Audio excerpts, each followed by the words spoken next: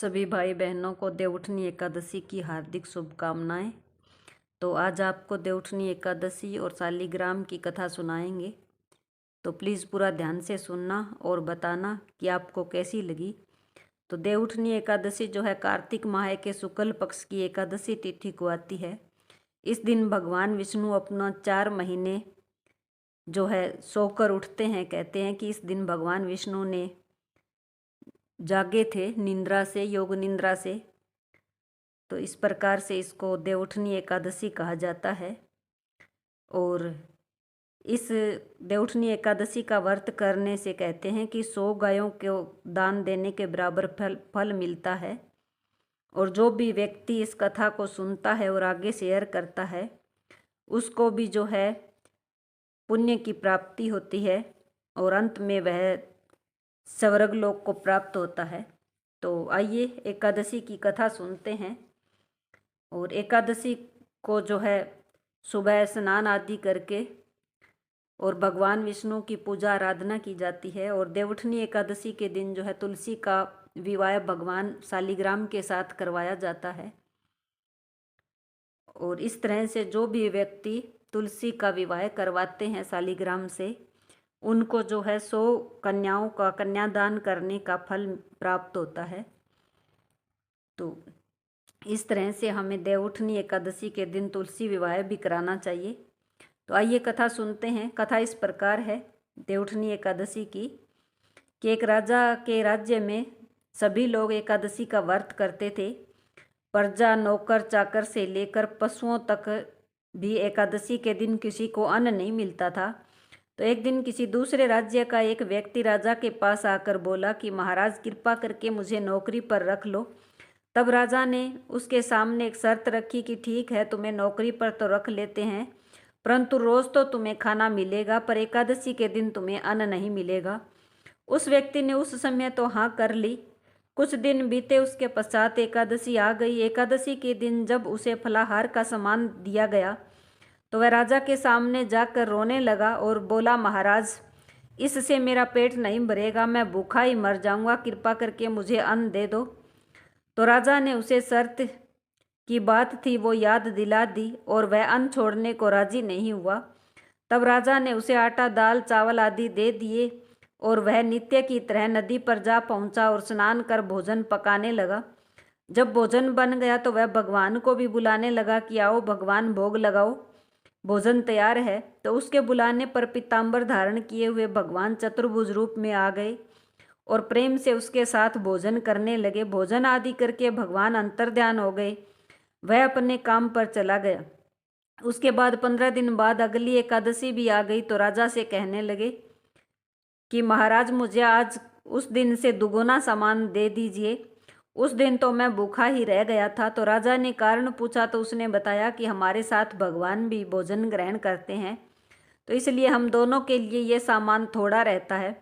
यह सुनकर राजा को बहुत ही आश्चर्य हुआ और वह बोला कि मैं नहीं मान सकता कि भगवान तुम्हारे साथ भोजन करते हैं। मैं तो इतना व्रत पूजा पाठ करता हूँ, भगवान मुझे एक भी दिन दर्शन नहीं देते। तो इस प्रकार राजा की बात सुनकर वह बोला कि महाराज यदि आपको विश्वास न हो तो आप चल कर देख लें। फिर क्या था, राजा उस नौकर के साथ चल पड़ा और एक पेड़ के पीछे जाकर छिपकर बैठ गया।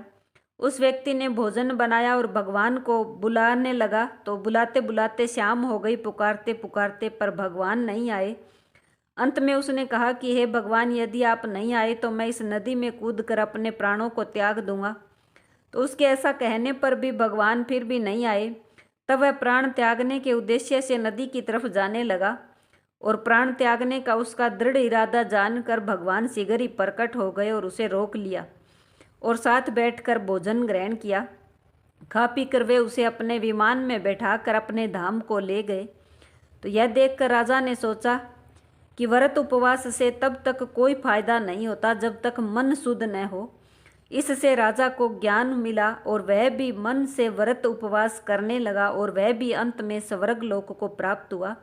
तो इस प्रकार से जो भी हम व्रत करते हैं तो पूरी श्रद्धा और विश्वास के साथ हमें व्रत पूजा पाठ करना चाहिए, तभी हमें भगवान की प्राप्ति होती है। वरना हम ऐसे ही अपना व्रत करते हैं, उससे हमें कोई फल नहीं मिलता है। तो ये थी एक कथा, बताना आपको कैसी लगी। इसके बाद दूसरी कथा आती है। तो दूसरी कथा इस प्रकार है कि एक राजा था, उसके राज्य में प्रजा बहुत सुखी थी और एकादशी को कोई भी अन्न नहीं बेचता था, उसकी प्रजा भी नहीं बेचती थी, सभी फलाहार करते थे। एक बार भगवान ने राजा की परीक्षा लेने के लिए भगवान ने एक सुंदरी का रूप धारण किया और सड़क पर बैठ गई। तभी राजा उधर से जा रहे थे, सुंदरी को देखकर वो आश्चर्यचकित हो गए और राजा ने पूछा कि हे सुंदरी, तुम कौन हो और इस तरह यहाँ पर क्यों बैठी हो? तब सुंदरी स्त्री बोली कि मैं निराश्रित हूँ, नगर में मेरा कोई जान पहचान वाला नहीं है, किससे सहायता मांगूं? राजा उसके रूप पर मोहित हो गया। वह बोला, तुम मेरे महल में चलकर मेरी रानी बनकर रह सकती हो। सुंदरी बोली, मैं तुम्हारी बात मानूंगी, पर तुम्हें राज्य का अधिकार मुझे सौंपना होगा, अर्थात राज्य पर मेरा पूर्ण अधिकार होगा। मैं जो भी मांगूंगी तुम्हें देना होगा, जो खाना बनाऊंगी वो खाना होगा। राजा उसके रूप पर मोहित था, अतः उसने सारी शर्तें उसकी स्वीकार कर ली। अगले दिन एकादशी थी। रानी ने हुक्म दिया कि बाजारों में अन्य दिनों की तरह अन्न बेचा जाए। हर रोज जैसे अन्न बेचते थे, एकादशी को अन्न नहीं बेचा जाता था। तो उस सुंदरी रानी ने कहा कि आज एकादशी है पर फिर भी अन्न बेचा जाए, और उसने घर में मांस मछली आदि पकवाए तथा परोस कर राजा से खाने के लिए भी कहा। यह देखकर राजा बोला, रानी आज एकादशी है, मैं तो केवल फलाहार ही करूँगा। तब रानी ने शरत की याद दिलाई और बोली, या तो खाना खाओ, नहीं तो मैं बड़े राजकुमार का सिर काट लूँगी। राजा ने अपनी स्थिति जो है अपनी बड़ी रानी से बताई। तो बड़ी रानी ने कहा कि महाराज धर्म न छोड़े, बड़े राजकुमार का सिर दे दे, क्योंकि पुत्र तो फिर मिल जाएगा, अगर धर्म चला गया, धर्म भ्रष्ट हो गया तो फिर धर्म नहीं मिलेगा। इसी दौरान बड़ा राजकुमार भी खेल कर आ गया। अपनी माँ की आंखों में आंसू देखकर वह रोने का कारण पूछने लगा, तो माँ ने उसको भी सारी बातें बता दी।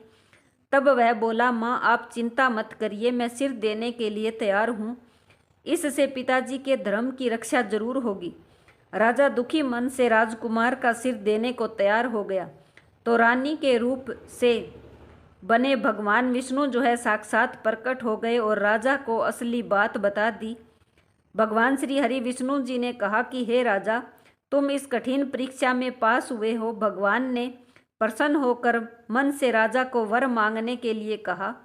तो राजा कहता है कि हे प्रभु, आपका दिया हुआ सब कुछ है मेरे पास, सिर्फ मेरा उद्धार कर दो, मेरे परिवार का उद्धार कर दो। तो उसी समय वहाँ पर एक विमान आया और राजा जो है अपना राज्य जो है पुत्र को सौंप कर उस विमान में बैठकर परम धाम को चला गया। तो इस प्रकार से ये थी एकादशी मैया की दूसरी कथा। तो आपको कैसी लगी बताना कथा। और इसके बाद आती है देवउठनी एकादशी। देवउठनी एकादशी में जो है भगवान विष्णु की पूजा पाठ करके शंखासुर नामक राक्षस था, उसने जो है सब कुछ मांग लिया था भगवान विष्णु से, और उसने अमर रहने के लिए वरदान मांगा था और वो वरदान उसको मिल गया था। और वरदान मिलने के बाद उसने देवताओं को बहुत ज़्यादा तंग किया था। तो इस प्रकार ये कथा है, ये भी आप पूरी सुनना। तो देवउठनी एकादशी की एक ये कथा है कि शंखासुर नामक राक्षस है। शंखासुर ने तीनों लोकों में बहुत ही उत्पात मचाया हुआ था और सभी देवता के आग्रह करने पर भगवान विष्णु ने उस राक्षस से युद्ध किया और यह युद्ध बहुत वर्षों तक चला। युद्ध में वह असुर मारा गया और इसके बाद भगवान विष्णु विश्राम करने के लिए चले गए थे। और कार्तिक मास शुक्ल पक्ष की एकादशी के दिन भगवान विष्णु जो है निंद्रा से उठे थे और सभी देवताओं ने उनकी पूजा की थी।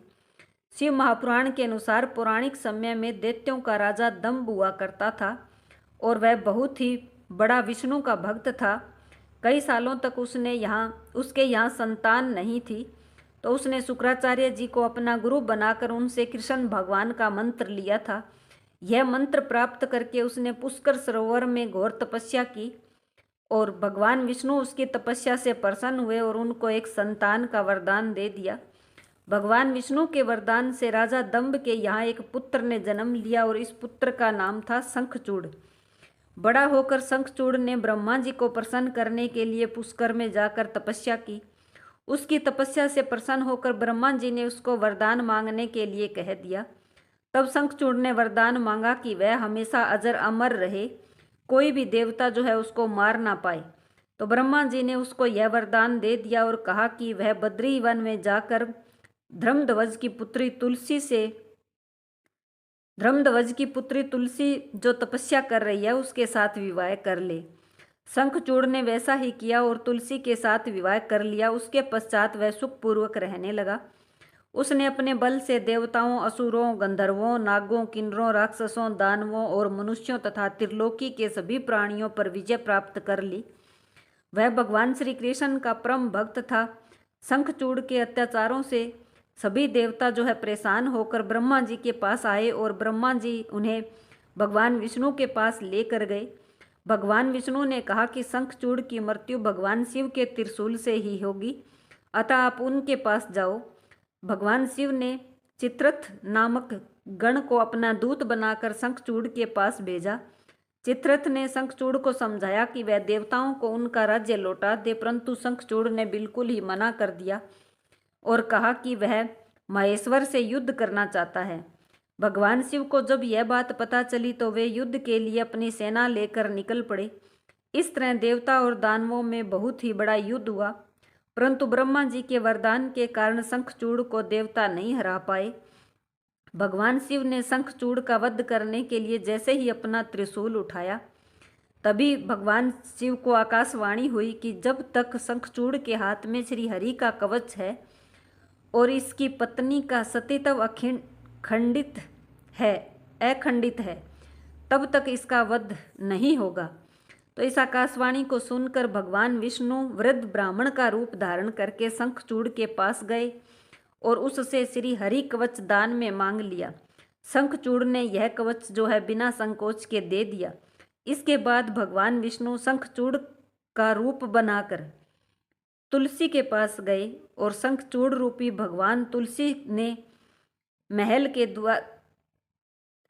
भगवान विष्णु ने तुलसी के महल के द्वार पर जाकर अपनी विजय होने की सूचना दी और यह सुनकर तुलसी बहुत ही प्रसन्न हुई और पति रूप में आए भगवान का पूजन और रमण किया। ऐसा करते ही तुलसी का सतीत्व खंडित हो गया और भगवान शिव ने युद्ध में अपने त्रिशूल से शंखचूड़ का वध कर दिया। और फिर तुलसी को पता चला कि वे उनके पति नहीं बल्कि वे तो साक्षात भगवान विष्णु थे जो भेष बदल कर आए थे। तो क्रोध में आकर तुलसी ने कहा कि आपने छल पूर्वक मेरा धर्म भ्रष्ट किया है और मेरे पति को मारा है, अतः मैं आपको श्राप देती हूँ कि आप पाषाण होकर धरती पर रहें, पत्थर होकर धरती पर रहें। तब भगवान विष्णु ने कहा कि देवी, तुम मेरे लिए भारतवर्ष में रहकर बहुत दिनों तक तपस्या कर चुकी हो। तुम्हारा यह शरीर नदी रूप में बदल कर गंडकी नामक नदी के रूप में प्रसिद्ध होगा। तुम पुष्पों में श्रेष्ठ तुलसी का वृक्ष बनोगी और सदा मेरे साथ रहोगी। तुम्हारे श्राप को सत्य करने के लिए मैं पाषाण अर्थात शालिग्राम बनकर रहूँगा और गंडकी नदी के तट पर मेरा वास होगा। तो इस प्रकार से ये देवउठनी एकादशी जो है जानी जाने लगी और देवउठनी एकादशी के दिन जो है तुलसी मैया का शालिग्राम के साथ विवाह होने लगा। तो ये थी कथा। तो बताना आपको ये कथा कैसी लगी और इस कथा को आगे शेयर भी जरूर करना। तो सभी भाई बहनों को जय श्री कृष्णा, राधे राधे।